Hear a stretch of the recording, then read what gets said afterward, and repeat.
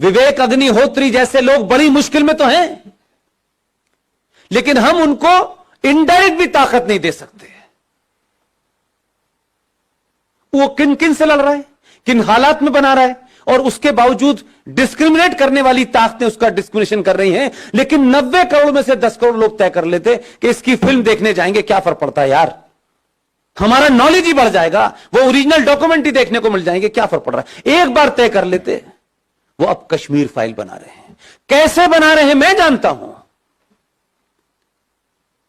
जरूरी नहीं है कि हर चीज का ढंडोरा पीटा जाए ढम ढम करके तभी होगा। दूसरी ताकतें इतना मजबूत करती हैं उनको कि पैसा वही बट रहा है पूरे उसमें। पूरी फिल्म इंडस्ट्री 2 हिस्सों में खड़ी हुई है, लेकिन जो आपके साथ है वो ताकत में नहीं है। वहां काम उसी को मिलेगा जब उस एजेंडे वाले के पास जाएंगे।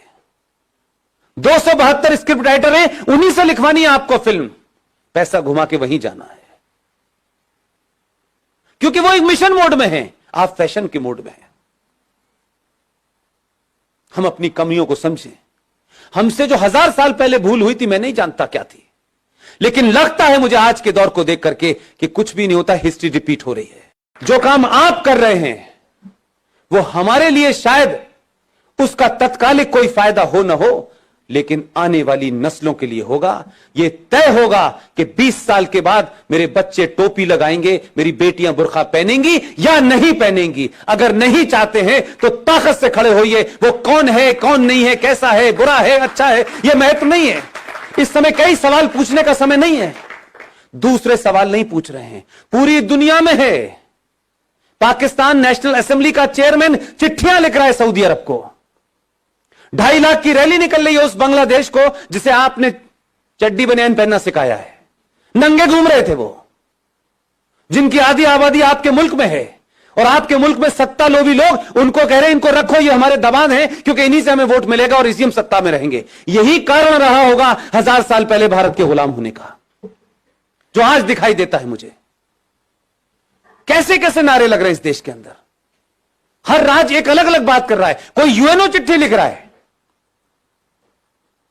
आपके लोगों की गिनती ज्यादा है उसमें।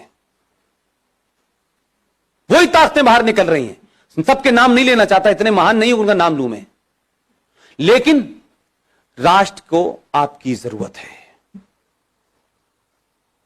और आप समझ लीजिए, हम सब लोग इतने बेहया हो चुके हैं, इतने बेगैरत हो चुके हैं कि हम जरा सा अगर हमारे आदमी में कहीं कमजोरी हो गई, जरा सी कहीं हल्का सा भी वो कमजोर पड़ा, हम पहले लोग हैं जो ये कहेंगे। हम बहुत कह रहे थे यार इतना नहीं करना चाहिए था, देखो देखो इसने इतना ज्यादा कर दिया था, हम इतने मक्कार लोग हैं। हम उसके बुरे वक्त में, क्योंकि ये उसका बुरा वक्त नहीं है, ये देश का और राष्ट्र का बुरा वक्त है। इस वक्त कुछ भी नहीं सोचना है मुझे, न मैं सोचना चाहता हूं, न मेरी कोई महत्वाकांक्षा है। हम अगर 5 लोगों को जगा सकते हैं तो 5 को जगाएं, क्योंकि हमारे यहां कुछ लोग सो नहीं रहे हैं, हमारे यहां जगे हुए लोग भी सोने का बहाना कर रहे हैं। लिहाजा ऐसे सम्मेलन हर दिन होने चाहिए, हर जगह होने चाहिए, सड़कों और चौराहे पर होने चाहिए और खुले में होने चाहिए, ताकि एक बार में लाखों लोग सुने। इसकी यह महत्वता नहीं है कि इसमें कौन बोलने आया है, कौन चीफ गेस्ट है, कोई ना कोई आता रहेगा। और आपने सोचा भी नहीं होगा कि इस देश में 15-20 लोग इसी समय देश के अलग अलग कोनों पे बोल रहे हैं। उनका किसी पार्टी से कोई संबंध नहीं है, वो किसी पार्टी के ऑफिस नहीं गए। हमारा राष्ट्रवाद राज्यसभा की कुर्सी तक महफूज नहीं रहना चाहिए। अब हम राज्यसभा में आ गए तो हमारा राष्ट्रवाद पूरा हो गया, अब हमें सत्ता की मलाई खानी है। उससे पहले हम बहुत राष्ट्रवादी थे। मैंने कई लोगों को रातों रात बदलते देखा है पिछले 6 महीने में, माफ कीजिएगा। एकदम दुकान बंद हो गई है उनकी, अब वो पॉलिटिकली करेक्ट हो गए हैं। अब उन्हें उन लोगों में बैठना है जिन्हें इंटेलेक्चुअल कहा जाता है। अब उन्हें हिंदुत्व की बात करना थोड़ा सा ऐसा लगता है, भाई देखो हमें ध्यान तो रखना चाहिए, इस देश में 35 करोड़ मुसलमान हैं, तो 6 महीने पहले क्यों बोल रहे थे?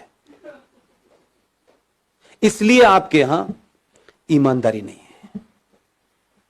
15-20 लोगों में, चाहे मेजर जनरल जीडी बख्शी हो, कर्नल RSN हो, सुशील पंडित हो, गौरव आर्या हो, ललित अंबरदार हो, इनमें से कोई एजेंडा है किसी का?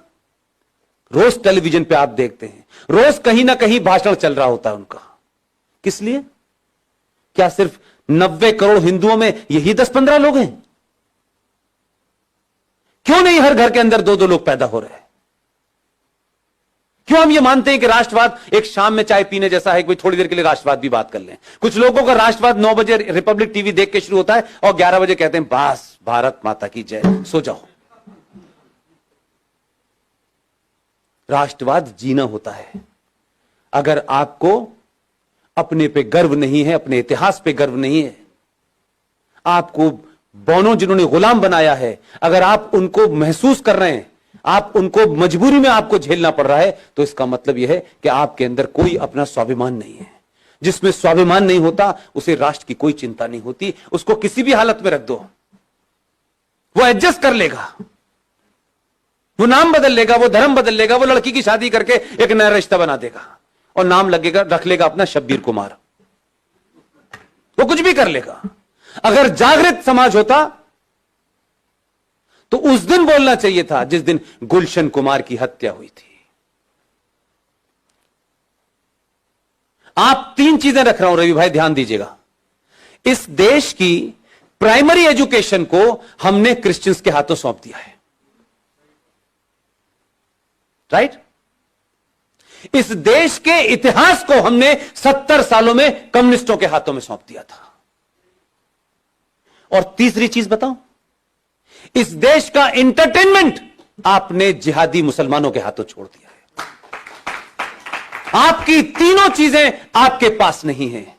इसलिए गुलशन कुमार की हत्या हुई, आप समझे ही नहीं कि उसका क्या मसला था। गुलशन कुमार की हत्या भारत की एंटरटेनमेंट इंडस्ट्री के अंदर भजन, कीर्तन और मंदिर को बाहर कर दिया उसने। और अब मौला रे मौला होता है, लड़की हिंदू घर की होती है, लड़का मुसलमान घर का होता है। हर फिल्म में बताया जाता है इस्लाम कितना अच्छा है, हर फिल्म में बताया जाता है कि मुसलमान कितना अच्छा होता है। आपकी नई जनरेशन इसी चक्कर में गफलत पे है। ना आपने खुद इतिहास लिखा है, ना प्राइमरी एजुकेशन आपके पास है, ना ही इंटरटेनमेंट का कोई नैरेटिव आपके पास है।